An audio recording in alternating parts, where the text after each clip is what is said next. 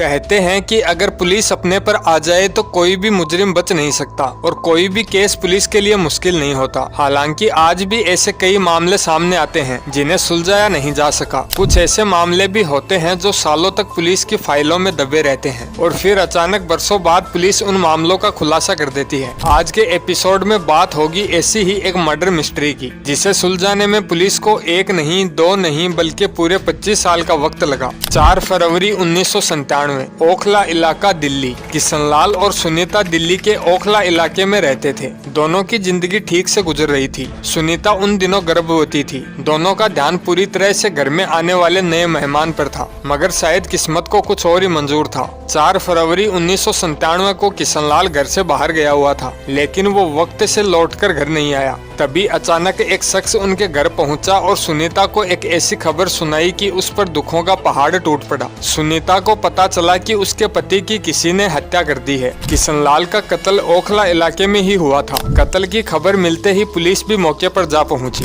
मौके वारदात को पुलिस ने घेर लिया और आसपास के हालात का जायजा लिया। मौके पर किशनलाल की खून से लथपथ लाश पड़ी थी। उसे बेरहमी के साथ तेज धार वाले हथियार से गोदा गया था। उसके जिस्म पर गोदे जाने के कई निशान दिख रहे थे। जिस जगह लाश पड़ी थी वहाँ भी जमीन पर खून जम गया था। पुलिस ने पंचनामे की कार्रवाई करने के बाद किशनलाल की लाश को कब्जे में लेकर पोस्टमार्टम के लिए भेज दिया। पुलिस ने वहां से सबूत और सुराग जुटाने की कोशिश भी की, लेकिन पुलिस के हाथ कुछ खास नहीं लगा। अब पुलिस ने मामले की छानबीन शुरू कर दी थी। पुलिस ये पता लगाने की कोशिश कर रही थी कि कत्ल के वक्त या उससे पहले किशनलाल किसके साथ था। क्या उसकी किसी से कोई दुश्मनी थी, या किसी से कोई पुरानी रंजिश थी, या किसी लेन देन का कोई मामला चल रहा था। ऐसे कई सवाल थे जिनके जवाब पुलिस तलाश करना चाहती थी। पुलिस तहकीकात को आगे बढ़ाते हुए कई लोगों से पूछताछ करती है। इसी दौरान पुलिस को पता चलता है कि आखिरी बार किशनलाल को उसके दोस्त रामू के साथ देखा गया था, यानी कत्ल से पहले किशनलाल अपने दोस्त रामू के साथ था। ये जानकारी पुलिस के लिए काफी अहम थी।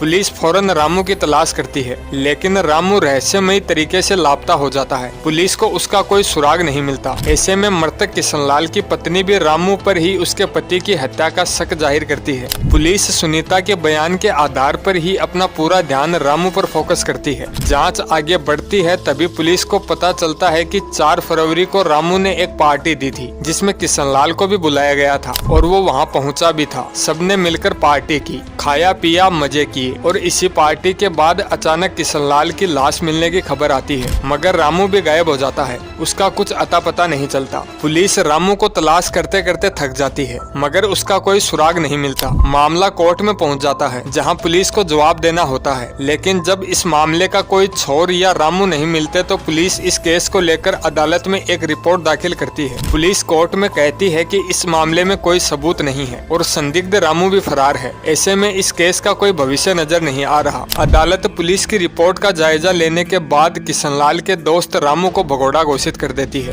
साथ ही पुलिस को फरमान जारी करती है कि रामू को हर हाल में तलाश किया जाए। पुलिस अदालत के आदेश पर रामू की तलाश जारी रखती है। इस मामले को लेकर किशनलाल की पत्नी सुनीता लगातार पुलिस थाने के चक्कर लगा रही थी। इसी बीच एक दिन वो एक बेटे को जन्म देती है। इसके साथ ही वो ये प्रण भी लेती है कि अपने पति के कातिलों को पकड़वाकर ही दम लेगी। माँ बन जाने के बाद भी उसकी ये लड़ाई जारी रहती है। वो पुलिस के सामने जाकर इंसाफ की गुहार लगाती है, अपने पति के कातिल को तलाश करने के लिए गिड़गिड़ाती है। वक्त बीतता चला जाता है, लेकिन न तो रामू पुलिस के हाथ आता है और न ही इस मामले में कोई खुलासा होता है। समय बीतने के साथ साथ पुलिस वाले भी इस केस में रुचि लेना बंद कर देते हैं। इसी तरह से वक्त बीतने के साथ साथ सुनीता भी थक जाती है। वो पुलिस के चक्कर लगाना भी बंद कर देती है। वो इसी बात को अपनी किस्मत मान लेती है कि उसके पति की मौत लिखी थी तो बस हो गई। साल बीतने लगते हैं और सुनीता का ध्यान अपने बच्चे की तरफ हो जाता है। उसे पाल पोस कर बड़ा करने की जिम्मेदारी में वो भी उलझ कर रह जाती है। पति की मौत का गम उसके दिल में दफन हो जाता है। साल दर साल बीतते बीतते सुनीता का बेटा जवान हो जाता है। किशनलाल की मौत को 24 साल बीत जाते हैं। साल 2021 आ जाता है। इसी दौरान पुलिस एक टीम बनाती है जो पुराने पेंडिंग मामलों की फाइलें निकलवाकर उनका निपटारा या खुलासा करने के मिशन पर लग जाती है। इसी टीम के सीनियर अफसर ओखला इलाके की फाइलें भी खंगालते हैं तो उनके हाथ आती है 24 साल पुराने किशनलाल मर्डर केस की फाइल, जिसे देखकर पुलिस को पता चलता है कि इस मामले का खुलासा आज तक हुआ ही नहीं। बस यही देखकर पुलिस इस केस की रीओपनिंग करने का फैसला करती है।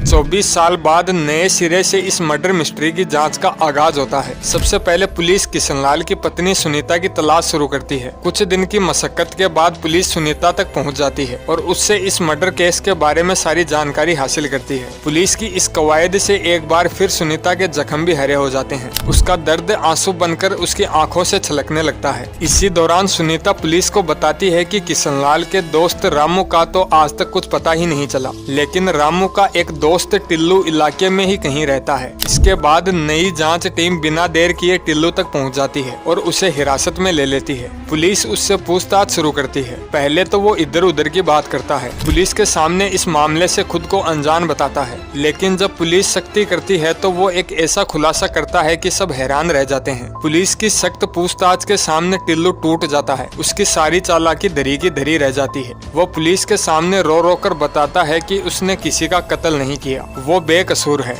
कत्ल तो रामू ने किया था, जिसमें उसका कोई हाथ नहीं। पुलिस उससे रामू का ठिकाना पता पूछती है तो वो कहता है कि उसे नहीं पता कि रामू कहाँ है, क्योंकि उन दोनों के बीच बरसों से कोई बात या मुलाकात नहीं हुई। रामू ना जाने कहाँ चला गया। पुलिस उसके बयान की तस्दीक करती है तो पता चलता है कि वो सच बोल रहा था। उसे नहीं पता था कि रामू कहाँ है। कातिल का खुलासा हो जाने के बाद भी मामले की फाइल को रीओपन करने वाली टीम को लगता है कि 24 साल पुराना मामला है, इसे सुलझाना आसान नहीं होगा, क्योंकि इन 24 वर्षों में कई जांच अधिकारी आए और कई चले गए। संबंधित थाने के कई SHO आए और कई चले गए, मगर ये मामला लगातार फाइलों में दबा रहा। थोड़ा मायूस हो जाने के बाद भी टीम ने हिम्मत नहीं हारी। वो लगातार सुनीता से बातचीत करती रही। किशनलाल की पत्नी को पहले दिन से ही यकीन था कि उसके पति का कातिल कोई और नहीं बल्कि उसका दोस्त रामू ही है। इसी वजह से वो लगातार रामू और उसके करीबियों पर नजर रखती थी। अपने रिश्तेदारों की मदद से वो ऐसा करने में कामयाब रही। इसी के चलते एक दिन सुनीता ही पुलिस टीम के अधिकारियों को बताती है कि रामू भले ही लापता है, लेकिन उसका एक भाई अपनी पत्नी के साथ दिल्ली के तुगलकाबाद इलाके में रहता है। सुनीता से ये जानकारी मिलने के बाद पुलिस की एक टीम सादे कपड़ों में दिल्ली के तुगलकाबाद इलाके में जाती है और रामू के भाई के घर की रेकी करती है। सादी वेशभूषा में पुलिस वाले वहाँ इसलिए जाते हैं ताकि रामू के बारे में पुख्ता सबूत, सुराग या जानकारी मिल जाए। लेकिन पुलिस जब रामू के भाई तक पहुँचती है तो एक नई खबर मिलती है कि कुछ दिन पहले ही रामू की माँ एक सड़क हादसे में मारी गई। यही वजह थी कि वहाँ गम का माहौल था। इसी हालात को देखते हुए पुलिस टीम ने बड़ी फुर्ती से एक प्लान बनाया, जिसमें उस सड़क हादसे को शामिल किया गया जिसमें रामू की माँ का देहांत हुआ था। पुलिस ने उस सड़क हादसे से जुड़ी हर जानकारी जुटाई, हर छोटी छोटी बात का पता किया। फिर वे इंश्योरेंस कंपनी के अधिकारी बनकर सादे कपड़ों में रामू के भाई के घर तुगलकाबाद पहुंच जाते हैं। घर वालों को भी उन पुलिस वालों पर कोई शक नहीं होता, क्योंकि वे बीमा कंपनी की तरफ से पूछताछ करने की बात कहते हैं। वे घर वालों को बताते हैं कि सड़क हादसे में मरने वाली आपकी माँ का बीमा था, जिसका मुआवजा घर वालों को दिया जाना है। लेकिन इससे पहले इस संबंध में कुछ पूछताछ होगी, कुछ सवालों के जवाब देने होंगे। मुआवजा और बीमा की बात सुनकर रामू का भाई और उसकी पत्नी खुश हो जाते हैं। बीमा अधिकारी बनकर आए पुलिस वाले पूछताछ शुरू करते हैं। वो नाम, पति का नाम, पता और उम्र सब पूछते हुए आगे बढ़ते हैं। वे सवालों को धीरे धीरे तसल्ली से पूछते हैं ताकि उन लोगों को शक न हो जाए।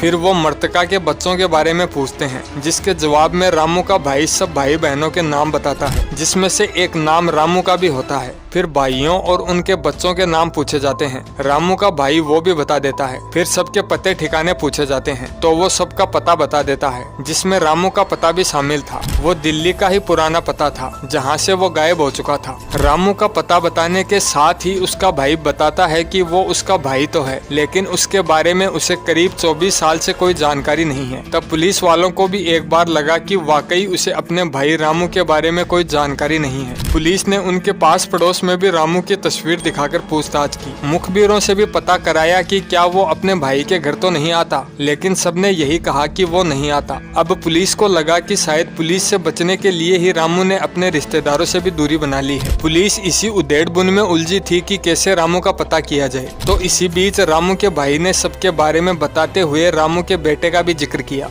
उसने पुलिस को बताया कि रामू का बेटा लखनऊ में रहता है। बीमा अधिकारी बने पुलिस वालों ने उसका पूरा नाम पता पूछा। रामू ने सरसरी पता बता दिया। पुलिस वाले इस बात से वाकिफ थे कि आजकल की जनरेशन सोशल मीडिया पर बहुत एक्टिव रहती है, लिहाजा पुलिस सोशल मीडिया पर रामू के बेटे बेटे को तलाश करती है और पुलिस की तलाश तब जाकर पूरी होती है जब रामू का बेटा फेसबुक पर नजर आ जाता है। इधर पुलिस देखती है कि मृतक किशनलाल की पत्नी सुनीता भी फेसबुक पर एक्टिव थी। पुलिस ने रामू के बेटे का फेसबुक प्रोफाइल खंगाला और ये जानने की कोशिश करती है कि उसके साथ कौन कौन फ्रेंड लिस्ट में है। तलाश के दौरान पुलिस को रामू के बेटे की फ्रेंड लिस्ट में एक अधेड़ चेहरा दिखाई दिया जिसका नाम अशोक यादव था। पुलिस वालों की निगाहें उस पर ठहर गई। पुलिस को लगा कि ये अशोक यादव है कौन। अब इन सवालों के जवाब तलाशने के लिए पुलिस टीम ने दिल्ली से लखनऊ जाने का फैसला किया। इसी के साथ एक टीम लखनऊ रवाना हो गई। वहाँ पुलिस टीम सादा कपड़ों में बीमा कंपनी के अधिकारी बनकर रामू के घर पहुँचती है। बीमा अधिकारी बने पुलिस वालों ने रामू के बेटे को भी मुआवजे वाली कहानी सुनाई और कहा कि परिवार में आपसी विवाद न हो इसलिए आपसे पूछताछ करने आए हैं। रामू का बेटा भी जवाब देने के लिए तैयार हो गया। अधिकारियों ने परिवार के बारे में पूछताछ शुरू की। रामू के बेटे से पूछा कि उसके पिता कहाँ हैं। उसने जवाब देते हुए बताया कि वो लखनऊ में ही रहते हैं। पुलिस ने पूछा तुम्हारे पिता का पूरा नाम क्या है, तो उसने जवाब देते हुए कहा अशोक यादव। पुलिस वाले ये जानकर हैरान रह गए। वो सोचते हैं कि उन्हें तो रामू की तलाश है, फिर ये अशोक यादव कहाँ से आ गया। इसके बावजूद भी वो रामू के बेटे से उसके पिता का पता पूछ लेते हैं। लेकिन पुलिस को आशंका थी कि अगर अशोक यादव को पता चला कि उसके बारे में कोई पूछताछ कर रहा है तो वो भाग सकता है। ऐसे में पुलिस ने उसके बारे में छानबीन कर पता लगाया कि वो क्या करता है।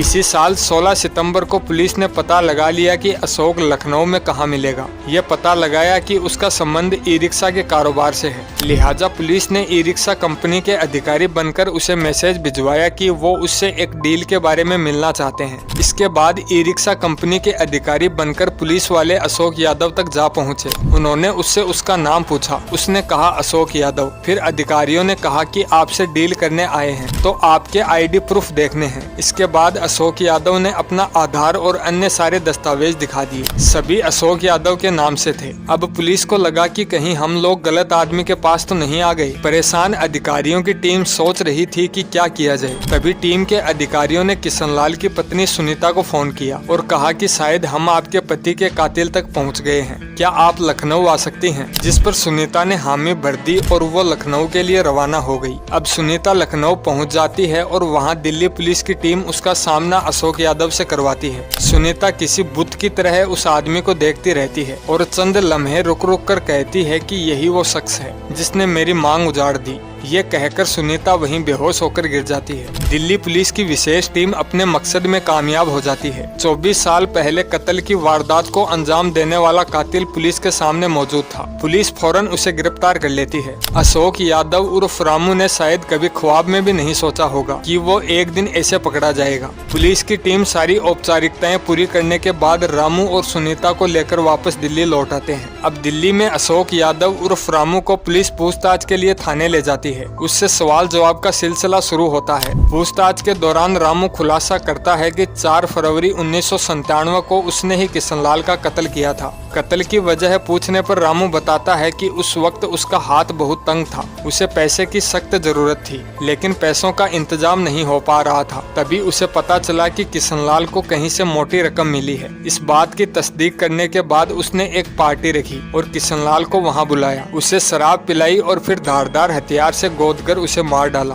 कत्ल के बाद उसने किशनलाल की जेब से पैसे निकाले और वहां से फरार हो गया। फरारी के दौरान रामू यहाँ वहाँ भटकता रहा। उसे पता था कि पुलिस उसे कभी भी पकड़ सकती है, लिहाजा उसने अपने सभी रिश्तेदारों से दूरी बना ली। दिल्ली की तरफ जाना तक बंद कर दिया। फिर वो अलग अलग तरीके से रास्ते बदल बदल कर लखनऊ जा पहुंचा। वहां जाकर उसने अपने नई पहचान और नाम बनाया। इसके बाद उसने अशोक यादव के नाम से ही सारे सरकारी दस्तावेज बनवा लिए और लखनऊ में ही बस गया। कुछ समय बाद उसने अपनी पत्नी को भी लखनऊ बुला लिया और रामू नाम को हमेशा के लिए दफन कर दिया। मगर कहते हैं कि कानून के हाथ बहुत लंबे होते हैं। कातिल चाहे कितना भी शातिर हो, एक दिन वो सलाखों के पीछे पहुंच ही जाता है और इस मामले में भी ऐसा ही हुआ। पुलिस की स्पेशल टीम ने जिस तरह से इस 24 साल पुराने ब्लाइंड मर्डर केस को रीओपन किया और जिस तरह से एक्शन लिया वो भी काबिले तारीफ है। आज का एपिसोड आपको कैसा लगा कमेंट में जरूर बताएं। अगर आपको एपिसोड पसंद आया है तो वीडियो को लाइक करके चैनल को सब्सक्राइब जरूर करें।